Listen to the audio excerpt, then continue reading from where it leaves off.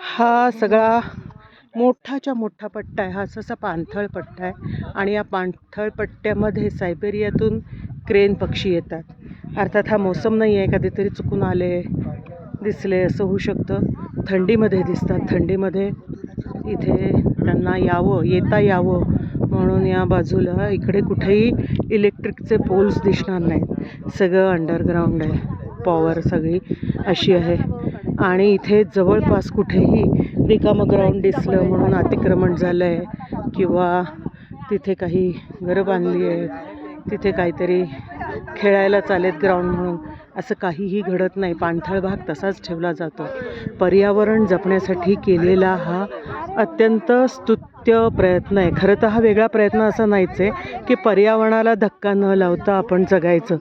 ही जीवनशैली त्यांनी अंगीकारलेली आहे आणि खूप साधं सोपं सरळ आयुष्य, पण ते किती छान आहे. आणि त्यामुळे आपोआपच निसर्गसुद्धा आपलं रक्षण करतो. छान आहे. हे आत्ता इथे गायी चरत आहेत. गायींना चरायला पण भरपूर गवत आहे. पाणथळ पण आत्ता कमी आहे, पण सायबेरियातून जेव्हा पक्षी येतात तेव्हा या पाणथळ भागासाठी येतात. भूतानमधलं हे सगळी ही जी संस्कृती आहे ना, जगा आणि जगू द्या आणि जगताना आधी दुसऱ्यांचा विचार करा. एकमेकांवर आपण अवलंबून आहोत हा त्यांचा विचार आहे मुख्य.